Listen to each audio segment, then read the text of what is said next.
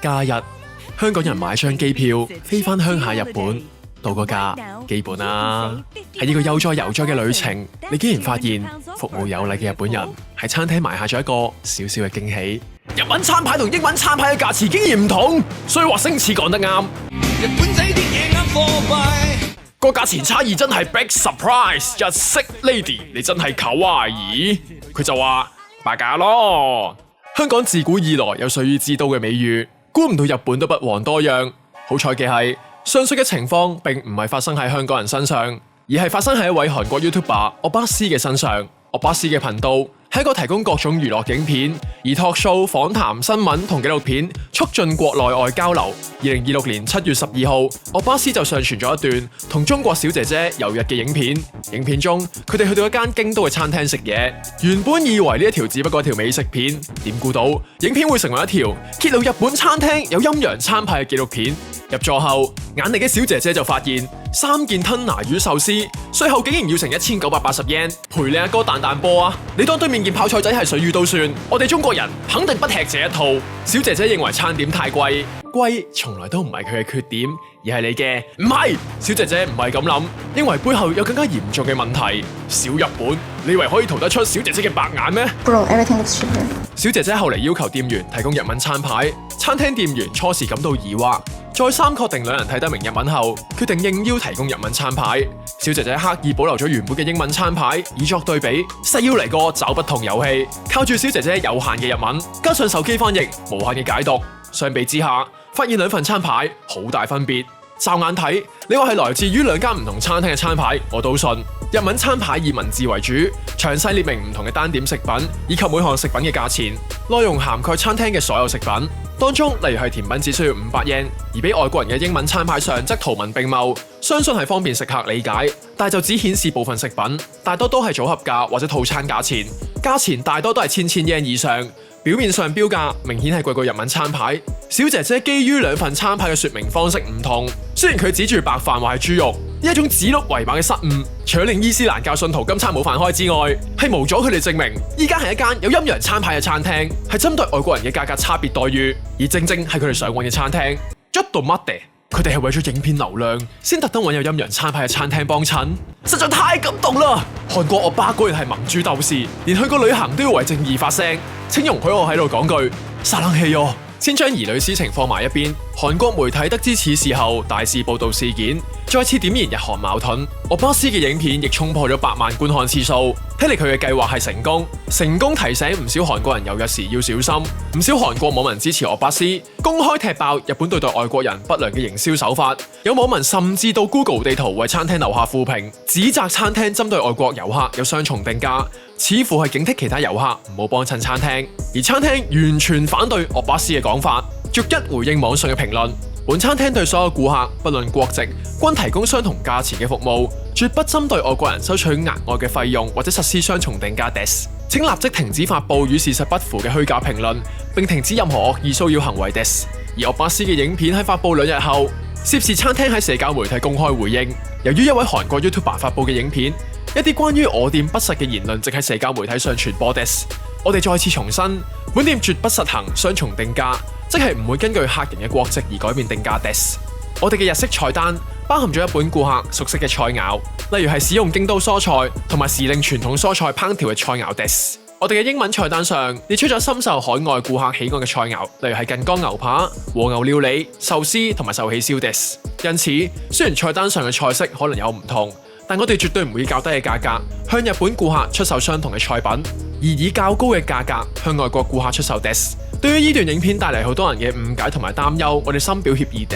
日本方面有 YouTuber 挺身而出支持餐廳講法，指責奧巴斯嘅影片有誤導成分，係散播緊不實言論，要求奧巴斯糾正並且道歉。日本 YouTuber 金魚佬反駁，餐廳嘅餐牌唔係收喺台底咁簡單，係收埋喺你部電話入面。喺餐廳嘅網站上面，不論係日文餐牌或者係英文餐牌，其實都係公開透明。小姐姐所指嘅500 yen 甜品喺英文餐牌上亦有顯示，而且價錢係相符，只係排序唔一樣。當然金魚佬都有戴頭盔，網上餐牌上嘅價錢同影片中有些微落差，可能係源自於餐廳疏於更新。而點解餐廳嘅英文餐牌上會主要顯示肉類餐點呢？金魚佬補充，呢樣係關乎餐廳對客人嘅推銷方針。例如前有餐廳想向外國人大力推銷日本和牛，所以會喺俾外國人嘅餐牌上主打肉類。呢個講法切合上述餐廳嘅解釋。原本呢間餐廳係主打以京都新鮮蔬菜為特色嘅美味佳肴。英文餐牌上嘅排序係就係針對外國人，但係針對餐廳為迎合外國人口味，係一份貼心，並非黑心。畢竟餐廳招呼不周，喺日本嚟講算係一種失禮嘅體現。而我巴斯同小姐姐其實都係印證呢樣嘢。當佢哋選擇咗喺日文餐牌上嘅餐點後，嚟到嘅食物似乎係唔啱佢哋口味，佢哋只係覺得食物麻麻地等等。但係點解英文餐牌同日文餐牌嘅標價差成倍？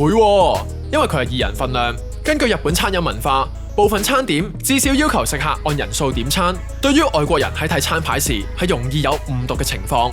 而我巴斯同小姐姐冇就價格差異向店員查問。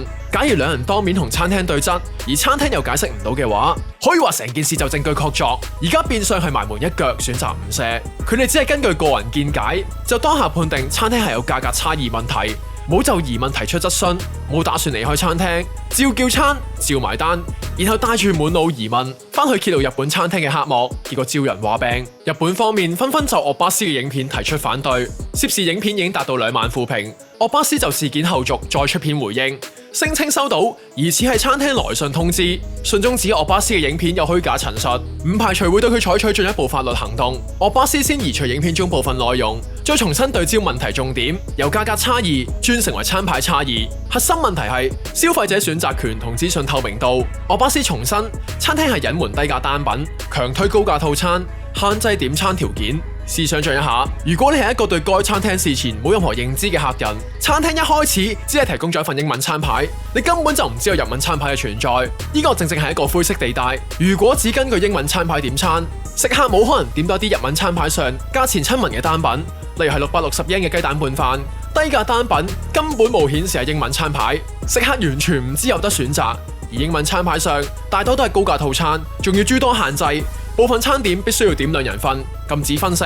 但日文餐牌上某啲高檔鍋物就容許可以只點1份。冇英文餐牌上類似菜式嘅限制，奧巴斯就只向餐廳提出4大疑問：一、點解主動提供俾外國人嘅英文餐牌唔係日文餐牌嘅直譯，而係內容完全唔同嘅高價版餐牌重？